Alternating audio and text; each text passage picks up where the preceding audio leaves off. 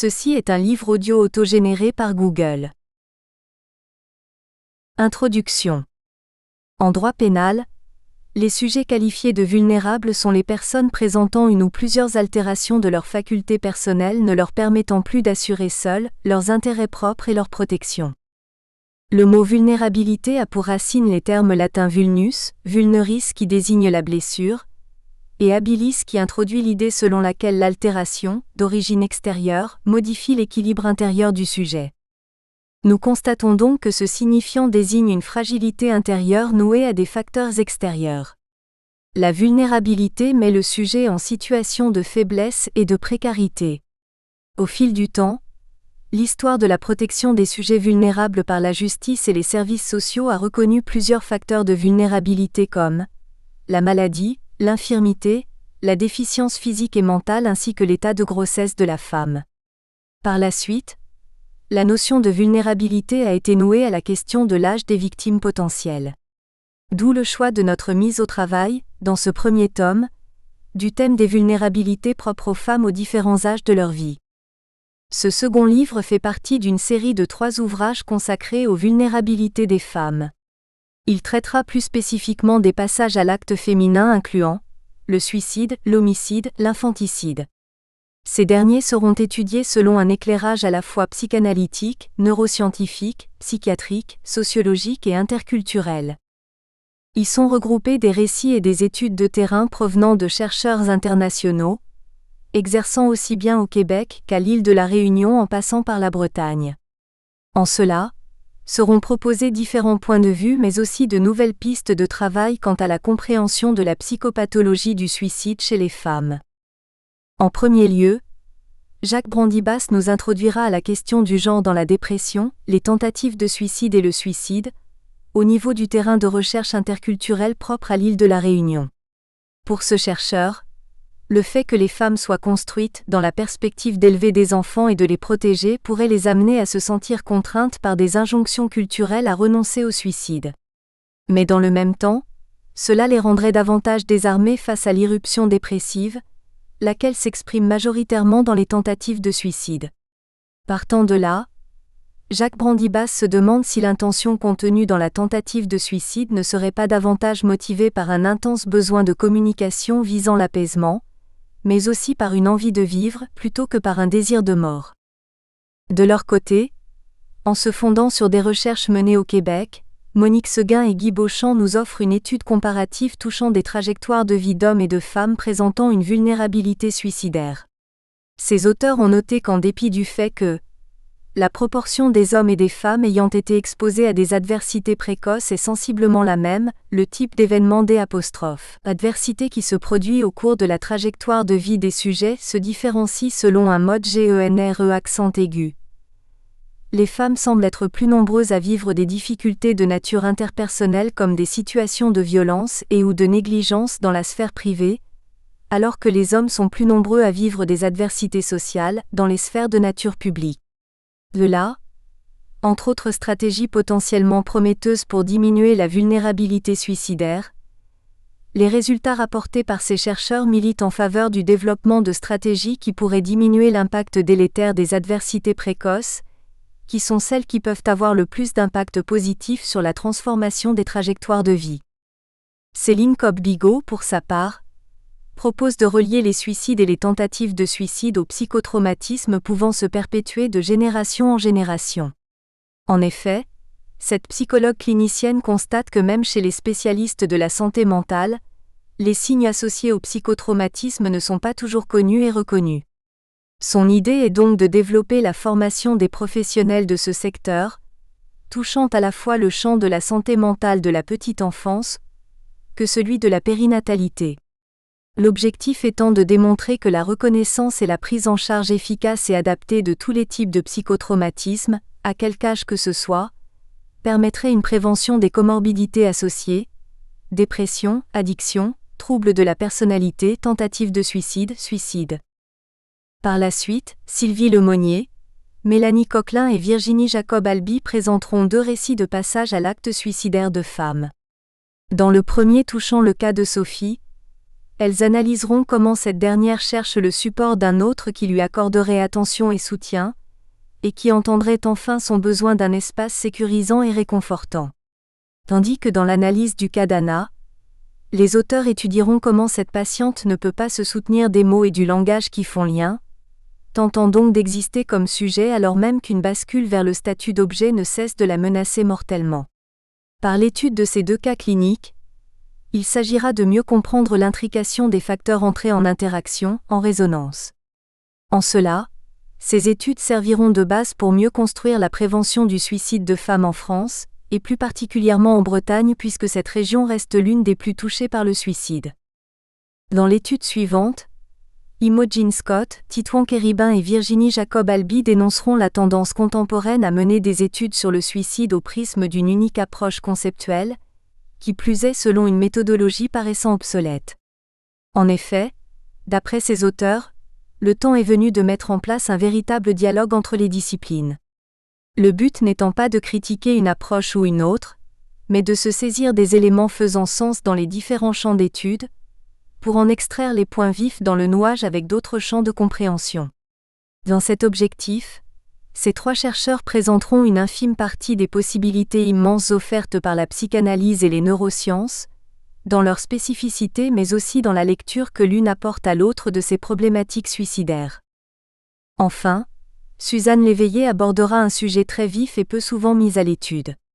Plus précisément, elle rappellera que les représentations sociales de la féminité véhiculées dans notre société sont teintées de bienveillance et d'amour maternel, mais que parfois, les femmes commettent des passages à l'acte violent, majoritairement contre un membre de leur famille. À noter enfin que les actes de ce colloque sont l'occasion de proposer au lecteur une présentation des peintures de Claire-Rose Barbier, artiste peintre de Bretagne dont l'œuvre porte notamment sur la vulnérabilité des femmes. Le tableau choisi pour le tome 1 a pour titre Matière. Bonne lecture. Virginie Jacob-Albi. La question du genre dans la dépression, les tentatives de suicide et le suicide. Jacques Brandibas. Introduction. En matière de dépression et de tentatives de suicide, les praticiens sont interpellés par la surprésentation féminine, alors que le masculin l'emporte sur le féminin en ce qui concerne les suicides complétés. Cet état de fait semble ne jamais avoir été démenti au cours des siècles, et ce, dans la plupart des sociétés. Force est de constater que les réflexions de même que les recherches menées à cet égard ne sont pas très nombreuses. Au niveau de celles existantes, la plupart nous font constater que les méthodes de suicide employées par les femmes sont de nature moins létales que celles mises en œuvre par les hommes. Après avoir fait le point sur les différentes statistiques portant sur l'existence ou non de spécificités réunionnaises liées au genre en matière de dépression, de tentatives de suicide et de suicide, nous aborderons la question du genre dans ce type de désordre. Une hypothèse possible pour expliquer les constats précités est la plus grande protection des femmes vis-à-vis du suicide. Cette explication trouverait son origine dans les fondements d'une société patriarcale dont le but premier est d'assurer la domination masculine par la différenciation des rôles et des compétences. En effet, une enculturation de type patriarcal transmet des croyances et des stéréotypes qui renforcent la prédominance masculine par la valorisation des idées de force, d'action, de maîtrise, de rationalité et de répression des émotions mais également par la transmission de stéréotypes et de représentations liées à la féminité. Autrement dit, les femmes seraient réputées plus faibles, plus sensibles, plus propices à évoquer leurs états d'âme et à évoluer dans des traits dépressogènes alors que le genre masculin évoluerait davantage dans une problématique de type alexithymique. En somme, une plus grande proximité émotionnelle, une plus grande résilience par l'utilisation d'une parole émotionnelle ainsi qu'une meilleure capacité à mobiliser les ressources pourraient expliquer en partie la plus faible radicalité des femmes face au suicide. Tandis que chez les hommes, la non-gestion de la souffrance psychique pourrait expliquer un plus fort taux de suicide complété. 1. Conduite suicidaire à l'île de la Réunion. Les hommes plus démunis.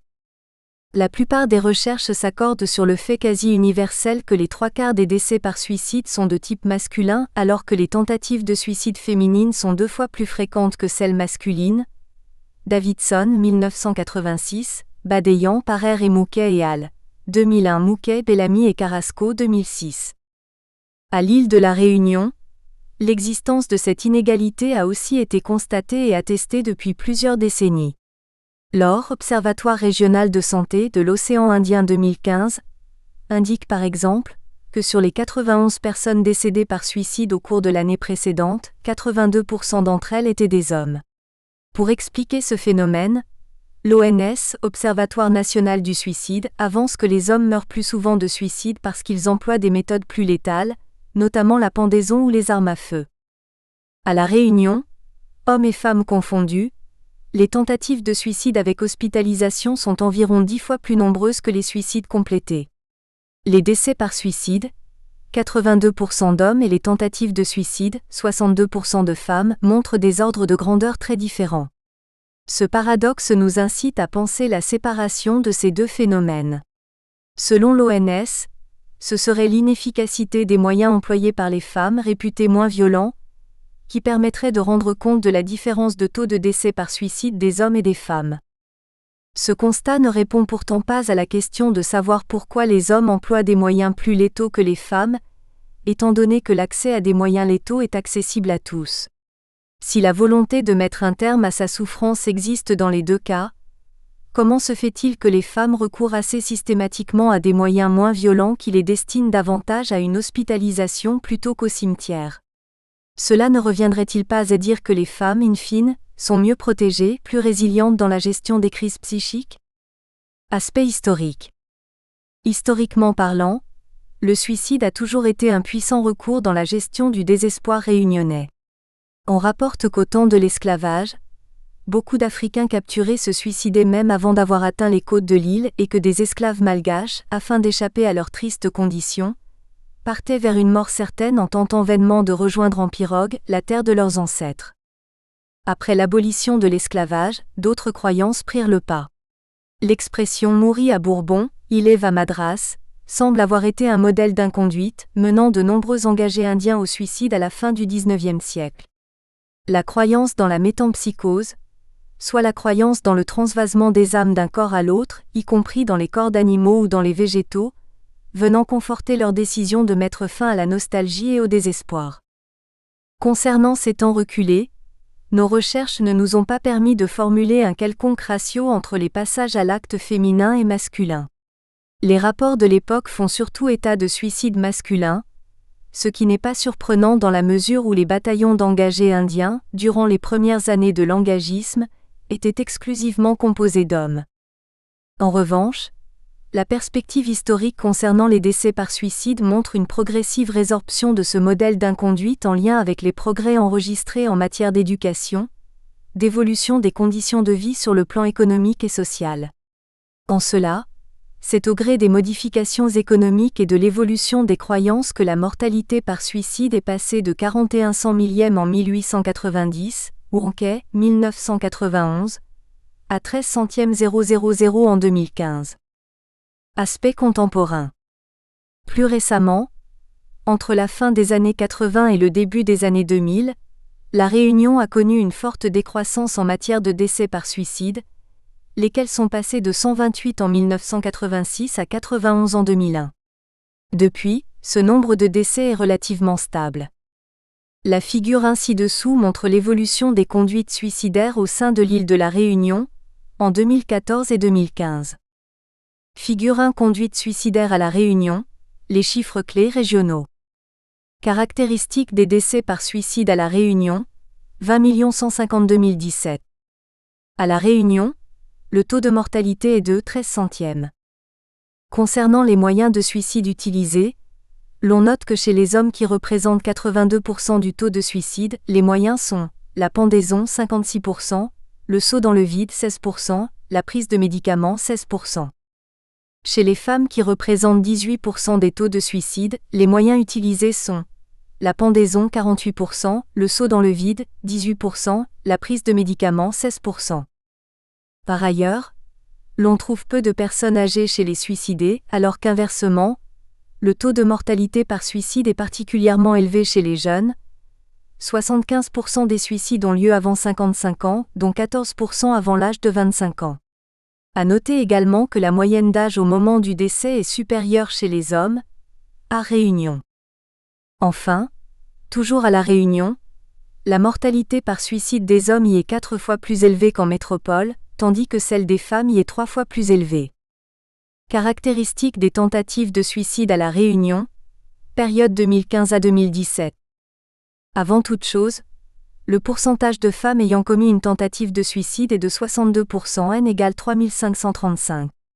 Concernant les moyens utilisés, l'on trouve la prise de médicaments 79%, l'utilisation d'un objet tranchant 13%, celle d'autres produits 7%. L'on note aussi qu'à La Réunion, les tentatives de suicide touchant des sujets de sexe féminin sont 3 fois plus nombreuses que celles touchant des hommes, alors qu'en métropole, elles sont seulement 2 fois plus nombreuses. Enfin, l'on notait que plus de 80% des tentatives de suicide sont effectuées par prise de médicaments. Le cadre général du décès par suicide et des tentatives de suicide à La Réunion confirme la surreprésentation masculine dans les décès par suicide et la surreprésentation féminine dans les tentatives de suicide.